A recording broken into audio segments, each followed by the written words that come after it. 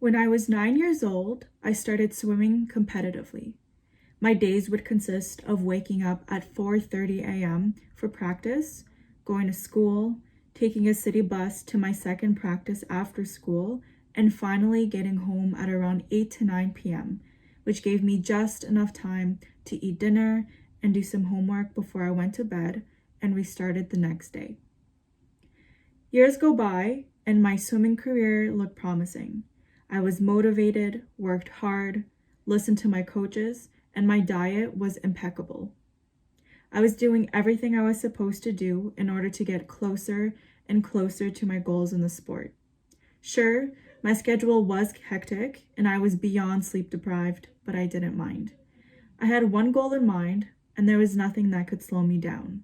Or so I thought. Saturday, February 1st, 2014 is a day I will never forget. I tore my ACL caused by a skiing accident. I was devastated.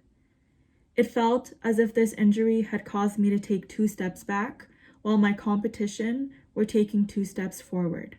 I was physically and mentally broken. Then came a wave of depression, my first depression wave ever. I was unmotivated and tired. After long conversations with my family and coaches, I decided to quit the sport. By the time I quit, I was going to 10 practices a week, going to school, and had competitions every weekend. But there I stood, suddenly with nothing to do other than go to school. I had all the free time in the world.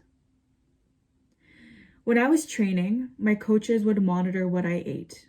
When I quit, my diet changed. I was eating all the junk and calories I never could before. It didn't take long for my body to change, and I didn't like it, not at all. I started to obsess over my body, thinking about it much more than I should. I never ate breakfast, and when it came to lunch, I would try to avoid bringing one to school.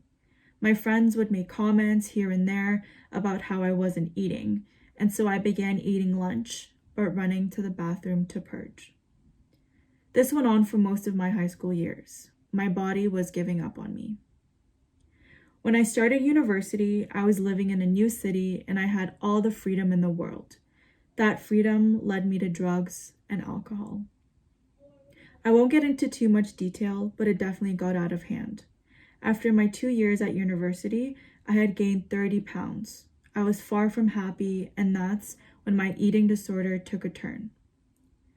I would eat 1 meal a day, and if I felt as if I'd eaten too much one day, I would skip my meal the next day.